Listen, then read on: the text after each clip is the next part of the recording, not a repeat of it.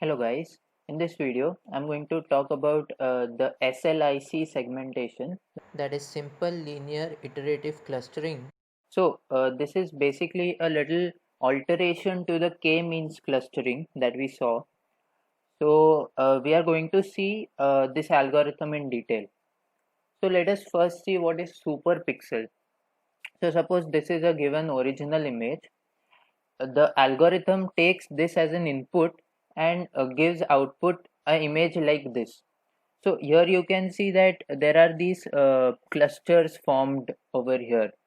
So it is better seen over here because I have just highlighted the edges. So you can see these clusters over here. So this is what is termed as a superpixel. So it is a combination of pixels nearby having the same color. So this is what the algorithm does.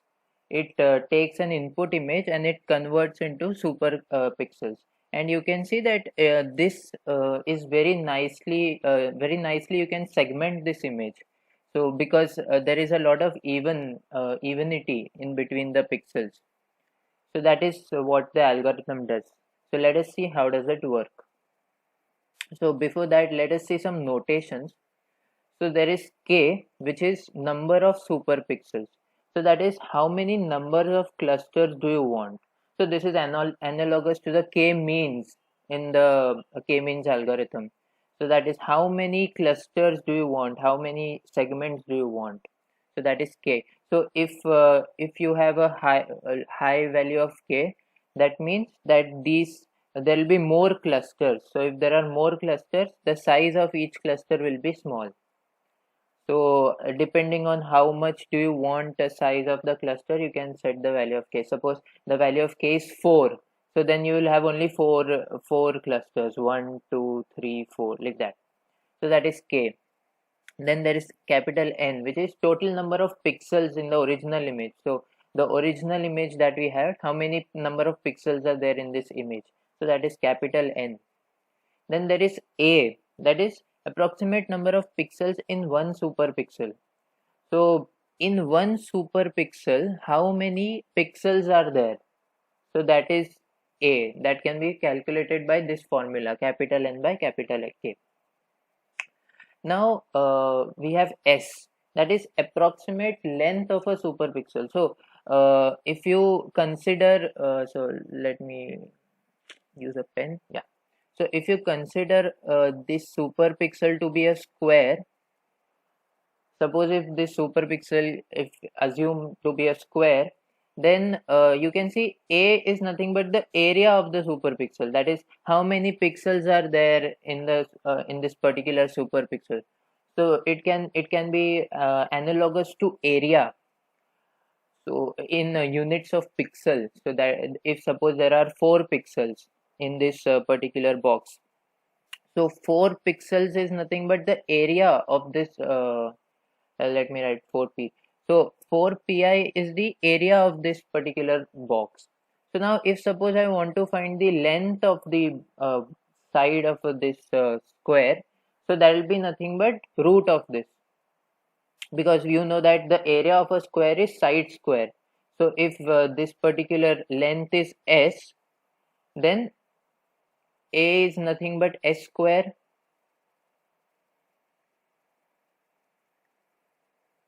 Sorry for the handwriting.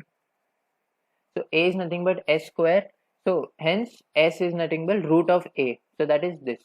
So s basically tells you, one sec. Right. So s tells you how much is a pixel superpixel wide. So how much will be the distance over here? That much is approximately, that is what s tells you. So for every super pixel, for every cluster over here, we can have a center. So this center is analogous to the mean. This is the mean of this particular super pixel. So initially we don't know how what this image is. So we'll have to tell it, we'll have to iterate it. So like you set the initial means in k-means clusters, like that you have to set the initial means location. So that is what we will do here. So let us go again. So we have given k, we can calculate s using this formula. So given k, we can calculate s.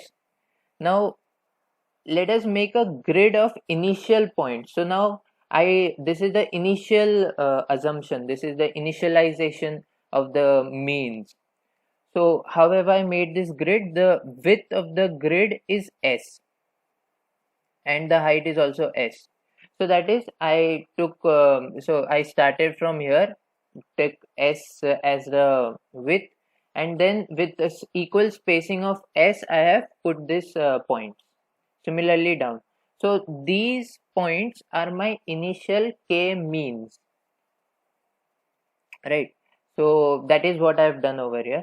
Now these are the initial locations of the mean. Now each pixel of this image can be represented as LABXY. So this is a vector. So initially we have for every pixel, since this is a color image, so we have RGB for each pixel. So this R, G and XY are the location, the X and Y coordinate of the pixel. So if suppose I take this pixel, so this pixel will have some RGB value and some X and Y location. So that is what is there. So now this RGB is converted to a CLab space. So this is a new space, a new color space. So why did we do this? This is because perceptually this particular CLab space is uniform for small color distances. So if suppose you see a color over here, so if you see this color and if you see this color is almost near. You can see this is just a dark shade of this particular color. So in CLab space, both of these colors will have a less distance. That is, these both are near to each other. So this can be grouped into one segment, because I don't want small segments over here also. I want this face to be one segment, that is this color to be one segment, the hair to be another segment. So I don't want inter segments in the hair also. So that is what the CLab space gives us. So for every RGB, we can convert into this lab space, right? Now there are some distance measures that we are going to use. So what we are essentially going to do is, there is DLab, that is the distance of color. That is, if suppose so I'm going to calculate the distance between the each pixel in the image and these means that we have initialized.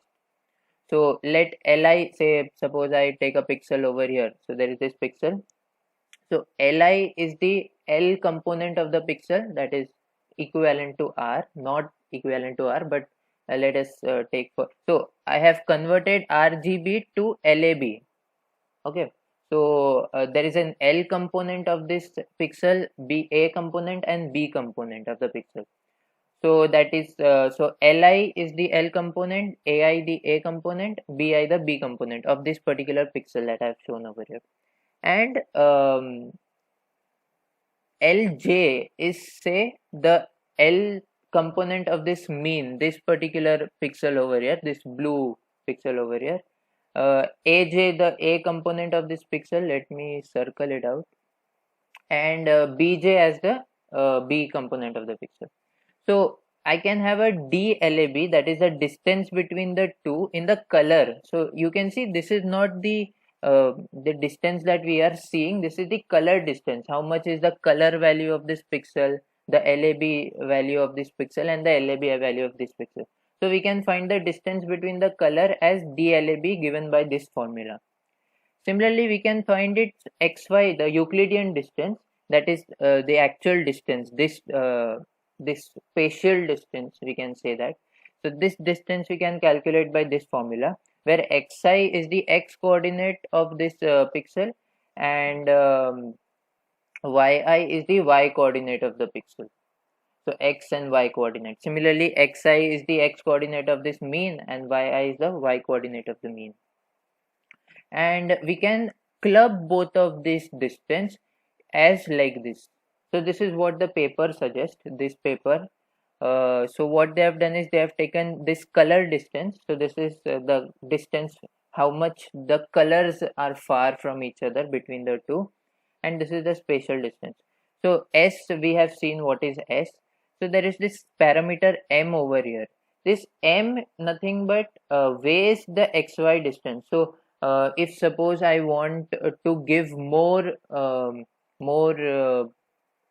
emphasis on the XY location, that is, I want these pixels to be um, you know I want to give more emphasis on the xy location. I don't want, say, a pixel over here to get mapped with a pixel, say, over here, something like that. So for that, you can increase the value of M. If suppose you want to give less priority to xy distance, you can decrease the value of M. So that will be more to color based. So say, if you say, consider this scenario. So there is a white color over here and there is a white color over here. So it can be possible that these pixels get allotted to this pixel over here if the M value is less, because um, if you see the color distance, then this particular pixels will be near to this pixel in terms of color, because both of them are near to white. So that is the importance of M. So like that you can change the value of M and get the desired output. So before that, there is one problem. The problem is that if you see this pixel over here, this is on an edge. So this is on this particular face edge over here. So there is an ambiguity as to this pixel will be allocated to this black color or to this skin color. Also, the pixels that are on the edge are little different from their surroundings. So these edge initializations are a little bit dangerous. Also, it is possible that this may be a noisy pixel. That is, if suppose there is noise in the pixel, say like this, there is noise in the pixel. So it is possible that this initialization can be on a noisy pixel. So to avoid that, what we use is we use the gradient of the image. So the gradient is calculated by this formula. So what this formula is, let me tell you. So I have this original pixel over here. So for each pixel, say I take this pixel, what I'm going to do is I'm going to subtract its x direction, that is I of x plus 1 comma y. So if I take this pixel, x plus 1 will be, say, this pixel over here, x plus 1, and subtract it by x minus 1. So sorry, oops, there is no control Z.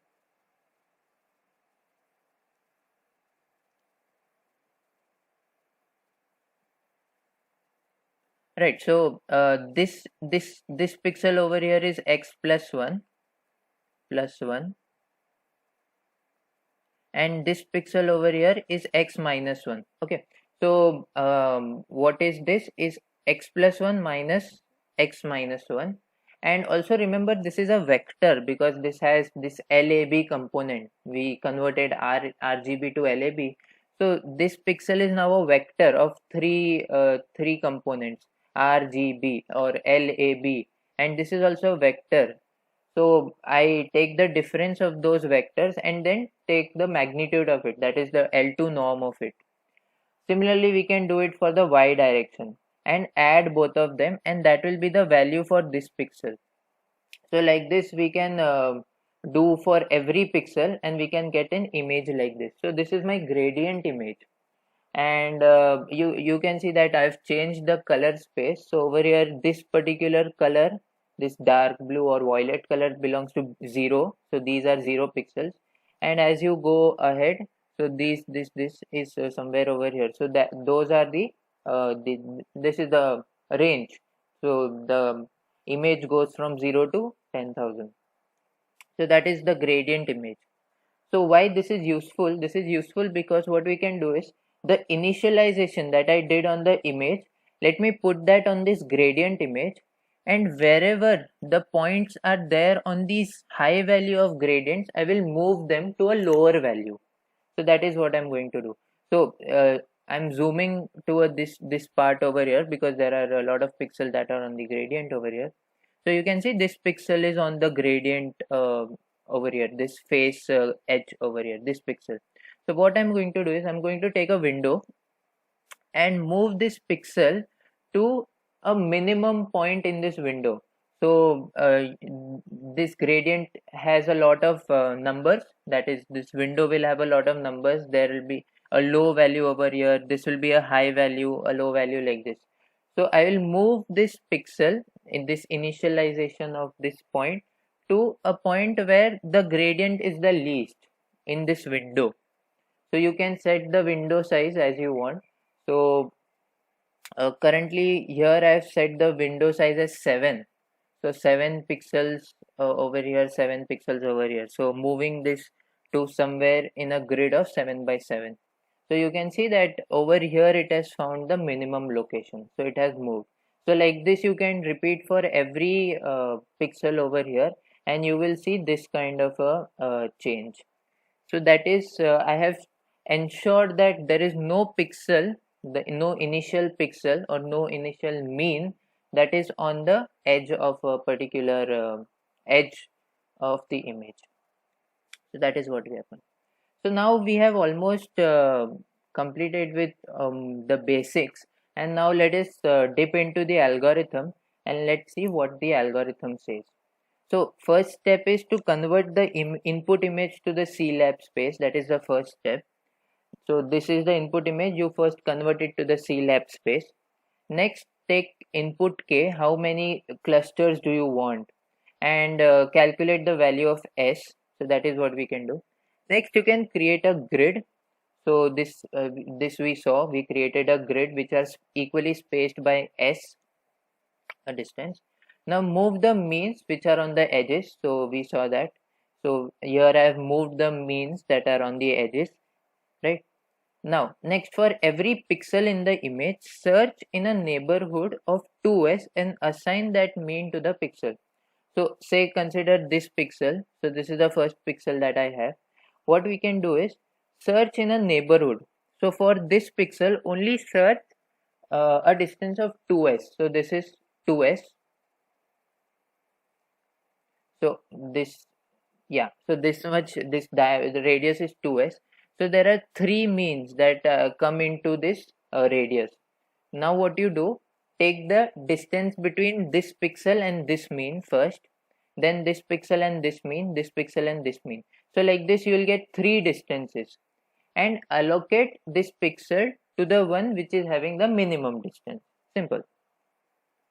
So so depending on what color this pixel is, what the color this particular mean is, so like this you can allocate this pixel to any depending on what distance is minimum, you can allocate it to its corresponding mean, and like this do for all pixels. So you will this is the distance formula that we saw, and choose the value of m. That will tell you, do you want to give emphasis on xy distance or on the color distance, and then you will get an image something like this.